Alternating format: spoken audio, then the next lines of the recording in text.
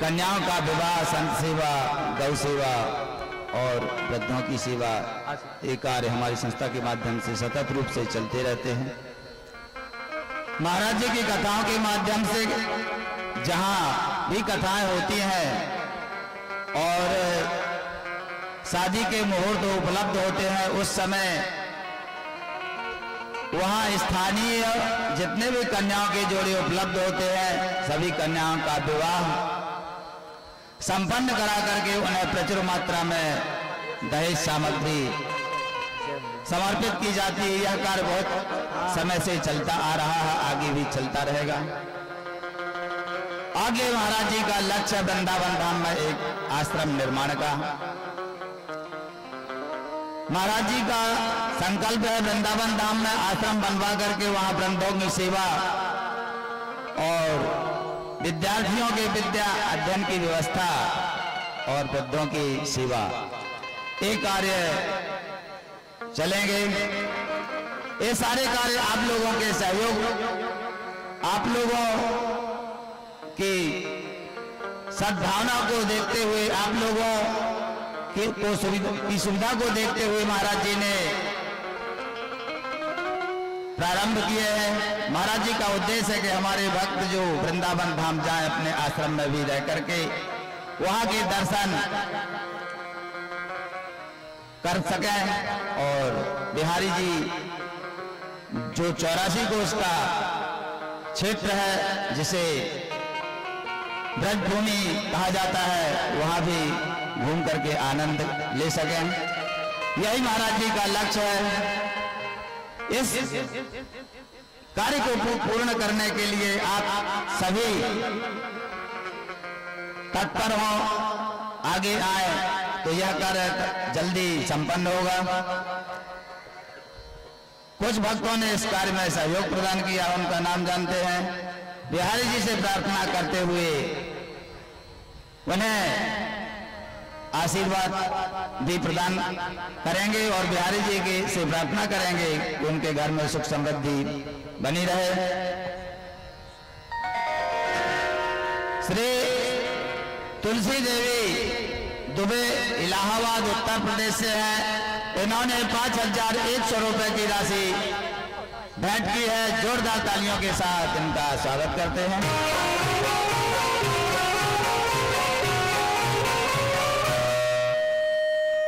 श्री कलाबाई तिवारी, आप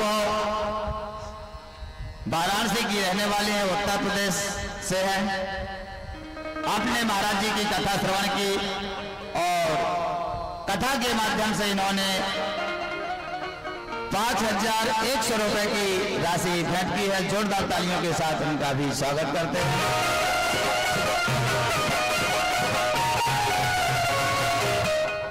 श्री सुभाष चंद्र जी गुप्ता, आप अमरावती महाराष्ट्र से हैं।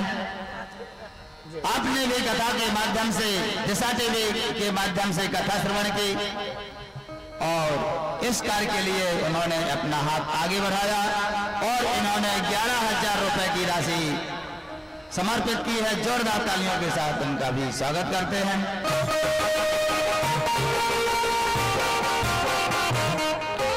श्री चंद्रशेखर जी यादव, आप सागर मध्य प्रदेश से हैं। आपने भी दिशा टीवी के माध्यम से कथा श्रवण करके और 3100 रुपए की राशि महाराज जी के इस कार्य में समर्पित की है। जोरदार तालियों के साथ उनका भी स्वागत करते हैं।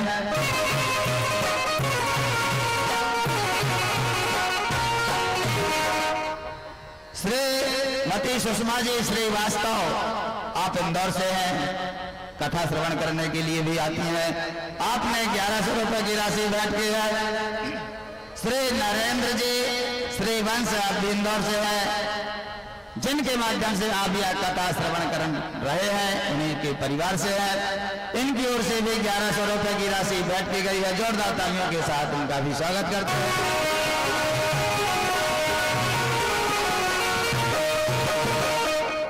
श्री राजेंद्र जी मालवीय देवास मध्य प्रदेश से हैं। आपकी ओर से 1111 रुपए की राशि भेंट की गई है। श्री राधा जी श्री वंश, आप भी यहीं इंदौर से हैं, वंश परिवार से, श्री वंश परिवार से आपकी ओर से भी 1100 रुपए की राशि समर्पित की गई है। जोरदार तालियों के साथ आपका भी स्वागत करते हैं। आगे जिन भक्तों ने भी हमारे इस कार्य में जिन भक्तों को सहयोग प्रदान करना, हमारा काउंटर लगा हुआ है, वहां अपनी राशि जमा करके अपना नाम दर्ज करवा दें। और दिशा टीवी के माध्यम से जो भक्त अपने घर में बैठ करके इस कथा का रसपान कर रहे हैं, वे हमारे इस कार्य में यदि सहभागी बनना चाहते हैं तो हमारे टीवी में, आपकी टीवी में स्क्रीन पर संस्था का अकाउंट नंबर चल रहा है, उसमें अपनी राशि जमा करके मोबाइल नंबर से हमें सूचित करें और उनके नाम की भी घोषणा होगी। और आज कथा का चतुर्थ दिवस, कार्तिक का पुण्य महीना, भगवान श्री राम का जन्मोत्सव और श्री कृष्ण का जन्मोत्सव दिवस है, जिसे एक महत्वपूर्ण उत्सव के रूप में कथा में मनाया जाता है। इस अवसर पर आप सभी यदि हमारे इस कार्य में या भगवान श्री कृष्ण के जन्मोत्सव के समय में भगवान श्री कृष्ण को इस कार्तिक के पुण्य महीने में कुछ राशि समर्पित करना चाहते हैं तो हमारे संस्था के सदस्य आप तक पहुंचेंगे, उन्हें अपनी राशि भेंट करें ताकि आपकी राशि भगवान श्री कृष्ण के चरणों तक पहुंच सके। और आगे चलते हैं महाराज जी के सानिध्य में कथा की ओर, और कथा श्रवण करके अपने जीवन को धन्य बनाए। जय श्री कृष्ण, जय श्री राधे।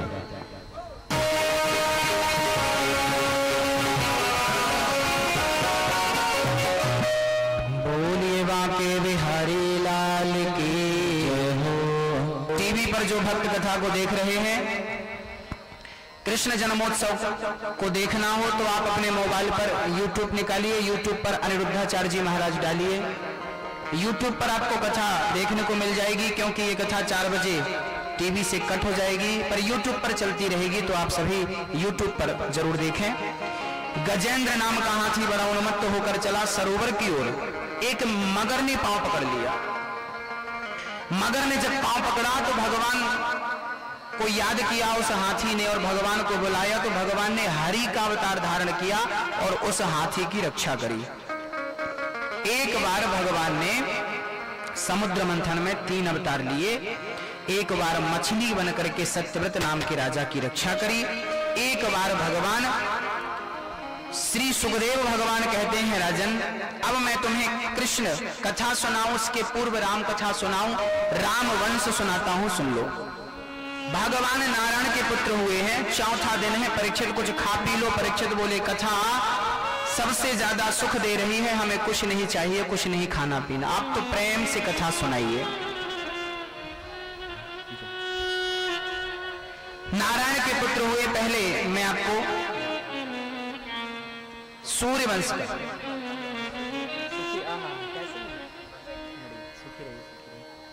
सूर्यवंश का मैं आपको वर्णन सुनाऊं, पश्चात मैं आपको चंद्रवंश सुनाऊंगा। भगवान नारायण के पुत्र हुए हैं ब्रह्मा, ब्रह्मा के पुत्र हुए हैं मरीचि, मरीचि के पुत्र हुए कश्यप, इनकी पत्नी अदिति से हुए हैं विवस्वान जो सूर्य कहलाए, और इन्हीं के वंश में हुए हैं श्राद्ध देव मनु, इन्हीं के वंश में राजा नभग, नभग के बेटा नाभाग, नाभाग के बेटा अम्बरीश, अम्बरीशो महाभागा सप्तद्वीप वती मही। अम्बरीश एकादशी का व्रत करते हैं और एकादशी के प्रभाव से भगवान उनके घर में प्रकट होकर उनकी रक्षा करते हैं। इन्हीं के वंश में राजा सगर हुए हैं, सगर के बेटा असमंजस, अंशुमान, अंशुमान के दिलीप, दिलीप के भागीरथ, भागीरथ के द्वारा गंगा को प्रकट किया गया और गंगा मैया आज भी पापियों के पाप धो रही हैं। बोलिए गंगा मैया की जय हो। इन्हीं के वंश में राजा दिलीप हुए, दिलीप के बेटा रघु हुए, रघु के नाम से रघुवंश पड़ा, रघु के बेटा हुए अज, अज के बेटा हुए दशरथ, दशरथ के कोई संतान नहीं थी, बुढ़ापा आ गया, अभी तक कोई संतान नहीं थी, बड़े परेशान रहते थे श्री दशरथ जी महाराज। तब गुरुजी के पास गए और गुरुजी ने यज्ञ कराया। यज्ञ भगवान ने खीर दी। खीर खाने से तीनों रानियां गर्भवती भई। दशरथ जी महाराज की कितनी रानियां हैं?